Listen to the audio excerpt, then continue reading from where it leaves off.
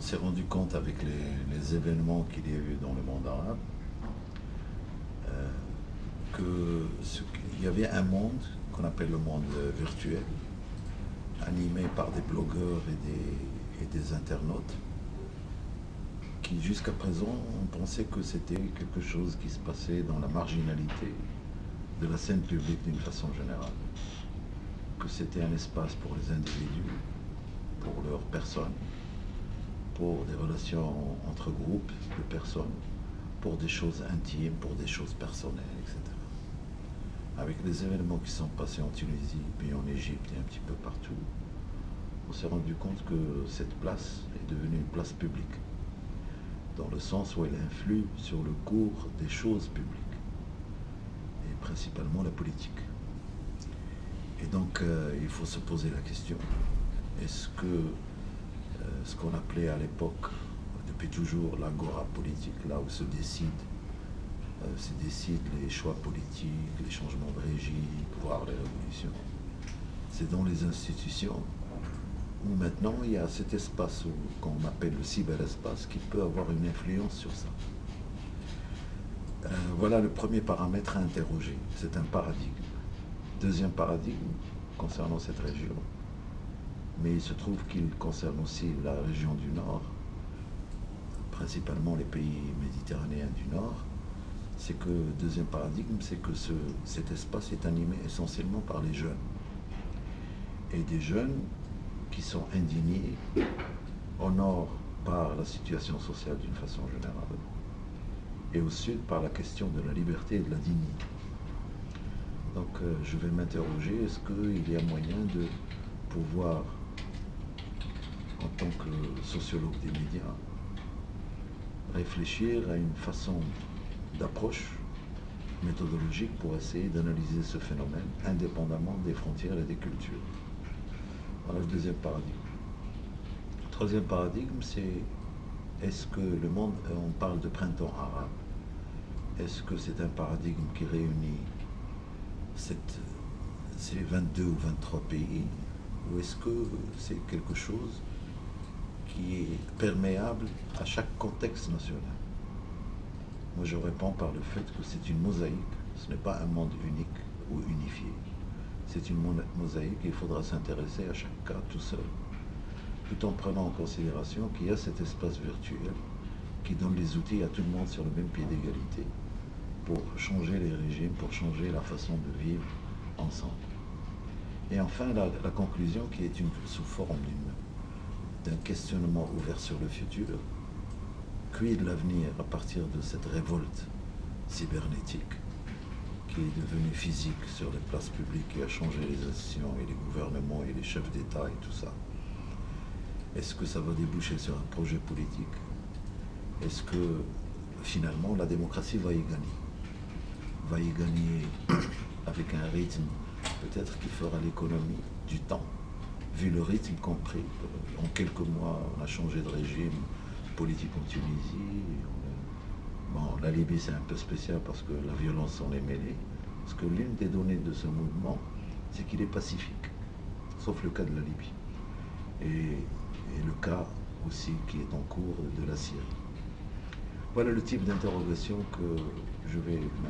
autour desquelles je vais m'interroger pour pouvoir poser la question comme quoi il y a pour les chercheurs et pour les décideurs politiques une grosse matière d'interrogation pour le futur. Concernant le cas du Maroc, qu'est-ce que vous avez à dire concernant la liberté d'expression? Alors, concernant le Maroc, la liberté d'expression, d'abord c'est un pays sur le plan de l'expression depuis l'indépendance et même avant, même sous le régime du protectorat, la diversité des voix était inscrite, mais dans la pratique elle était interdite, plus ou moins interdite selon les conjonctures. Le régime marocain, après l'indépendance, un petit peu a été calqué sur le régime français, mais en plus fort, dans le sens où ce qui est déterminant, c'est l'audiovisuel, c'est-à-dire un monopole d'État totalement fermé de l'audiovisuel aux mains du pouvoir, en l'occurrence aux mains de la monarchie, Et on a laissé le champ de la presse écrite aux partis politiques, puisque le multipartisme était une donnée depuis le premier jour, depuis la première Constitution 61, contrairement à ce qui s'est passé en Algérie et en Tunisie, où il y avait le parti unique. Sauf que c'était une liberté donnée aux partis dans la presse écrite, une liberté surveillée, contrôlée, avec de fréquents procès, pas des procès de presse, des procès politiques, fermeture du journaux, censure, etc., etc. À partir de 2002, on a enfin accepté l'idée de lever le monopole sur l'audiovisuel, c'est-à-dire après 80 ans. C'est un monopole qui était installé par les Français en 1924. Et maintenant, on a fait une loi de l'audiovisuel ouverte au secteur privé, pour la radio et pour la télévision. Une première fournée a donné 10 radios libres, privées. Puis en 2009, 7 autres. Maintenant, nous avons 17 radios privées, 15 radios publiques, 3 chaînes de télévision de service public. Mais pour l'instant, cette ouverture est encore contrôlée. C'est-à-dire que jusqu'à présent, on n'a pas encore accepté d'ouvrir la télévision à l'initiative privée. Donc il n'y a que le pôle public. Pôle public qui n'est pas si public que ça pour l'instant. Il est encore perméable aux anciennes traditions installées pendant des décennies. Le contrôle plus ou moins direct de la ligne éditoriale. Et quand il y a contrôle, ce qui est paradoxal, mais c'est dans tous les pays comme ça, l'autocensure aussi joue, puisque nous sommes dans un système où il y a une fonction publique, c'est-à-dire les journalistes ont un statut de fonction publique, ils sont une bureaucratie, etc. Maintenant, ce qui est posé, c'est que, comparativement aux autres pays de la région, à partir des années 90, début des années 90, le Maroc s'est distingué dans la région par une grande poussée de la société civile. Ça a commencé d'abord par les grandes organisations des droits humains, des droits de la personne, qui ont énormément travaillé, qui ont même obtenu en 94-95 l'amnistie générale des prisonniers politiques, qui ont poussé à ce que la Constitution de 1996 stipule que le Maroc respecte les droits de l'homme, et c'est le texte. Et puis en 2002-2003, la fameuse commission de vérité et équité et réconciliation. Et maintenant, la société civile est très dynamique. Et c'est à son niveau que la liberté de la presse avance, la liberté d'expression. Exemple, l'organisation Transparency Maroc, pour laquelle j'ai travaillé aussi l'année dernière, on a fait un grand rapport, un projet de loi sur le droit d'accès à l'information. Et à partir de janvier, il y aura une grande campagne pour exiger du nouveau Parlement de mettre en œuvre ce qui a été inscrit et obtenu dans la nouvelle Constitution du 1er juillet, une loi du droit d'accès à l'information. Peut-être je vais faire la liaison entre droit d'accès à l'information et droit à la communication. Oui, merci. Droit à la communication, comme vous le savez, il a été principalement brandi par un Hollandais qui s'appelle Hamelink, qui depuis quelques années ont fait le plaidoyer dans les couloirs des Nations Unies pour essayer d'introduire le droit à la communication dans une éventuelle révision de la Déclaration universelle des droits de l'homme. Qu'est-ce qu'on entend par droit à la communication? Il y a quelques années, ce n'était pas évident, mais maintenant, avec ce qui s'est passé avec le cyberespace, c'est devenu très évident. Le droit à la communication, c'est le droit interactif, participatif, pouvoir informer et pouvoir informer aussi, en tant que citoyen. Autrement dit, c'est le droit qui n'est pas exclusif aux professionnels de la communication. Ce qu'on appelle le net citoyen, lui aussi, a ce droit de diffuser de l'information, de faire des contenus, etc.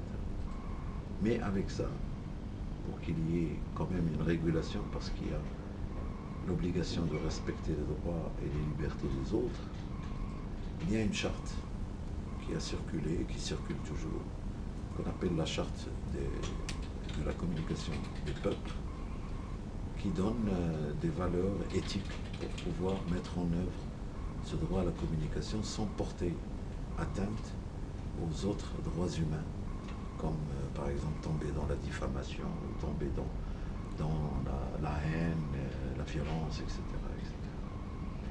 Et dans cet aspect-là, le droit à la communication, il y a un secteur qui le concrétise, qui lui donne une expression très pratique. C'est les médias communautaires. On les appelle parfois les médias associatifs. C'est par exemple ce que la société civile est pratiquement sur le point d'obtenir avec la nouvelle législature, pour pouvoir... Maintenant déjà, il y a des médias communautaires, associatifs, mais qui profitent du vide juridique, qui sont sur le net, via le streaming. Il est question maintenant, dans plusieurs pays, d'exiger qu'il y ait une législation qui autorise les médias communautaires, les médias associatifs. Et ça va verser dans le droit à la communication. Droit à la communication qui, soit dit en passant, à cause du vide juridique et du formidable outil que représentent les technologies de l'information, est déjà exercé par les jeunes, par les blogueurs, par les internautes, par les réseaux sociaux, style Facebook, etc. Donc, pour conclure, aussi bien sur le cas du Maroc que ce qui se passe dans la région, nous sommes devant une nouvelle donne de l'histoire, où la communication, jadis prétendument quatrième pouvoir, devient au centre de tous les pouvoirs. Moi, je n'étais pas sûr d'accepter l'idée de quatrième pouvoir, puisque quand on dit pouvoir, il faut parler de légitimité. Est-ce que c'est un pouvoir obtenu par vote? Est-ce que le peuple a voté pour les journalistes ou non? Donc c'est dans ce sens que j'ai toujours refusé ce terme quatrième pouvoir. Or maintenant, du point de vue purement pratique, il est au centre, au confluent des pouvoirs. Mais des gens comme moi, qui sont les spécialistes de la communication, doivent faire attention pour ne pas tomber dans l'excès. La démocratie, ce n'est pas les médias qui vont la faire. Les médias tout seuls ne peuvent pas faire la démocratie. La démocratie est faite aussi par les élections, elle est faite aussi par la bonne gouvernance, elle est faite aussi par les politiques, elle est faite aussi par la justice, une justice indépendante. Et les médias, on va dire que c'est un petit peu le lion qui va faire fonctionner, ou qui va irriguer toutes ces institutions et les aider. Et dernièrement, la semaine dernière, il y avait une rencontre avec tous les grands juges du Maroc sur quelle est la part des médias dans la bonne gouvernance. Et maintenant, il est devenu évident que les médias peuvent jouer le rôle d'aider à la bonne gouvernance, par exemple, dans la transparence, dans la préservation des deniers publics, dans la lutte contre la corruption, etc. Mais à condition que les médias vivent eux-mêmes une bonne gouvernance en interne. À l'intérieur des médias, il doit y avoir le respect de la bonne gouvernance, c'est-à-dire les droits humains, l'équité du genre, le respect du citoyen, consommateur des médias, la participation du citoyen via des associations d'auditeurs ou de téléspectateurs qui peuvent prendre part à la décision, etc.